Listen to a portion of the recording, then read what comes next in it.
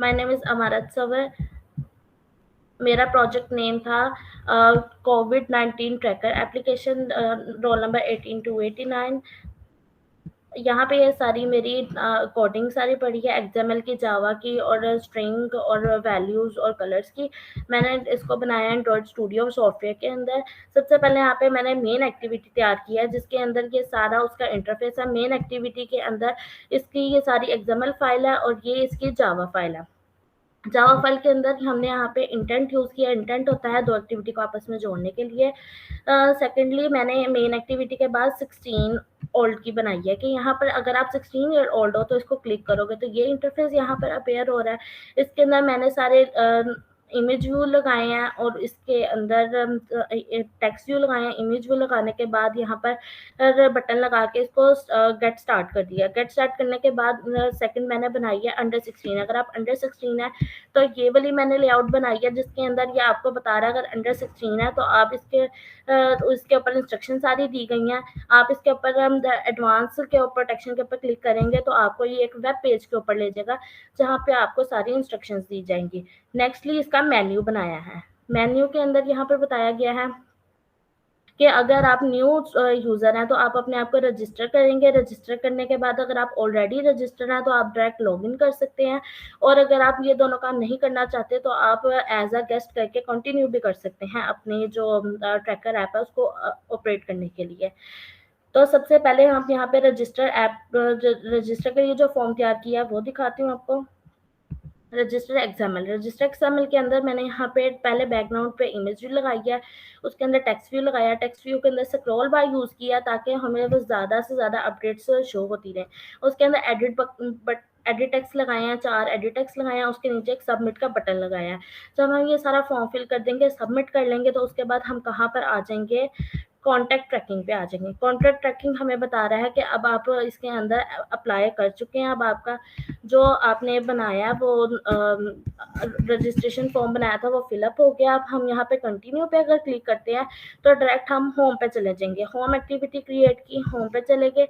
ये हमें सारी गाइडलाइन दे रहा है कि हमने यहाँ पर क्या क्या हमें इंफॉर्मेशन आ रही है। सपोज हम यहाँ पर दे रहे हैं, हमें इंफॉर्मेशन आ रही है कि एक फर्स्ट डोज हम कितनी लगी है 24 घंटे के अंदर, सेकंड डोज कितनी लगी है और टोटल बूस्टर डोज कितनी लगी है। फिर यहाँ पर मैंने स्क्रॉल बार यूज़ किया और लीनियर लेआउट, 2-3 तरह की लीनियर लेआउट यूज़ किए हैं। उसके अंदर एडिट टेक्स्ट व्यू, बटन्स वगैरह का और रिलेटिव लेआउट भी यूज़ की है।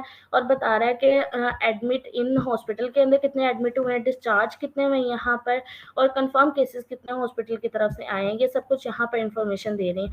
और ये सब चीज़ें आपस में कनेक्ट किस तरह है, एक इंटेंट के थ्रू, जो कि हमें जावा की कोडिंग के अंदर पता चलेगा कि ये इंटेंट के थ्रू कनेक्ट है आपस में। फर्स्ट ऑफ ऑल हम यहाँ पे गए रजिस्ट्रेशन के अंदर। सबसे पहले हम जाते हैं मेन के अंदर। मेन एक्टिविटी में गए, वहाँ पर मेन एक्टिविटी में हम कनेक्ट हैं अंडर 16 एक्टिविटी के साथ, इंटेंट के फंक्शन की वजह से अंडर 16 के साथ और 16 ओल्ड के साथ। सेकेंडली हम गए 16 एक्टिविटी हम किसके साथ कनेक्ट है, मेन्यू एक्टिविटी के साथ। इंटेंट यूज़ किया, मेन्यू एक्टिविटी के साथ कनेक्ट हो गए। नेक्स्ट हम गए रजिस्टर एक्टिविटी में। रजिस्टर एक्टिविटी ये बेसिक एक्टिविटी है जिसके अंदर हमने डेटाबेस का भी यूज़ किया है, और डेटाबेस का यूज़ करते करते हमने यहाँ पर सब कुछ इनिशियलाइज करवाया। बटन के ऊपर ऑन क्लिक लिसनर लगाया है, उसके बाद इफ एल्स कंडीशन लगाई है, और एल्स के अंदर हमने डेटाबेस का जो हमारे पास एक फॉर्मेट होता है उसके अकॉर्डिंग हमने सब कुछ इनिशियलाइज करवाया है एसक्यूएल डेटाबेस की क्यूरी लगाने के बाद।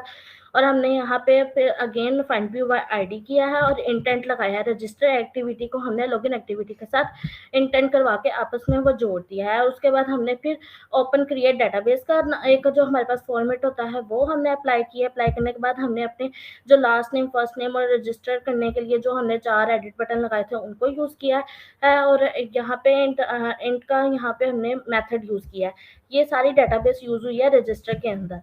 और लास्ट पे हम कॉन्टैक्ट ट्रैकिंग पे आते हैं, तो यहाँ पे भी हमने कॉन्टैक्ट ट्रैकिंग को होम एक्टिविटी के साथ इंटेंट करवाया है। होम एक्टिविटी के साथ इंटेंट करवाने के बाद अगर हम होम पे आते हैं तो ये एक्टिविटी इंटेंट हो चुकी है। ये कोविड ट्रैकर ऐप है। अगर हम 16 या ऐसा ओल्डर देन के हैं, फर्स्ट क्लिक करेंगे बटन को, अदरवाइज़ हम सेकंड को क्लिक करेंगे।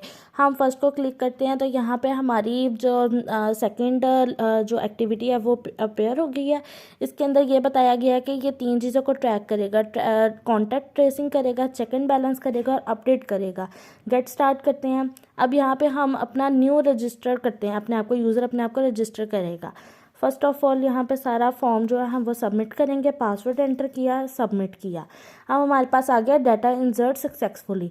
अब हमें बताएगा कि ट्रैकिंग ऐप है, हम क्या क्या इसमें ट्रैक कर सकते हैं। कंटिन्यू पे क्लिक किया, ये पूरी की पूरी हमारे सामने लिस्ट आ गई है कि फर्स्ट डोज कितनी लगी है आज के दिन पे, सेकंड डोज कितनी लगी है, टोटल बूस्टर डोज कितनी लगी हैं, और ये किस डेट का डाटा है, और 24 घंटे के अंदर कितने लोग हॉस्पिटल में एडमिट हुए हैं, कितने डिस्चार्ज हुए हैं, और कितनों को कंफर्म केस किया गया हॉस्पिटल्स के अंदर, और आईसीयू में कितने एडमिट किए हैं, आईसीयू से कितने डिस्चार्ज किए हैं, और आईसीयू वालों ने कितने कंफर्म किए हैं कि ये कोविड केस है। ये 24 आवर्स की सारी अपडेट हमें प्रोवाइड कर रहे हैं कि इस हॉस्पिटल के अंदर इतनी अपडेट्स आई हैं। अगर सपोज दैट अगर हम गेस्ट पे कंटिन्यू करते हैं तो हमारे पास डायरेक्ट तब भी हम इसके अंदर जा सकते हैं, इंफॉर्मेशन के अंदर जा सकते हैं। सपोज़ अगर हम जो है 16 इयर्स के अंडर है तो हम इस पर क्लिक करेंगे तो वो हमें वेबसाइट के पेज पे ले जाएगा कि अभी आप ये जो फॉर्म है ये सबमिट नहीं कर सकते, इसलिए वो हमें वेबसाइट पे ले जाएगा और हमें वहाँ से इंस्ट्रक्शंस मिलेंगी कि आपको अपनी प्रोटेक्शन के लिए ये सेफ्टी मेजरमेंट करनी चाहिए। ये थी मेरी कोविड की ट्रैकर ऐप। Thank you.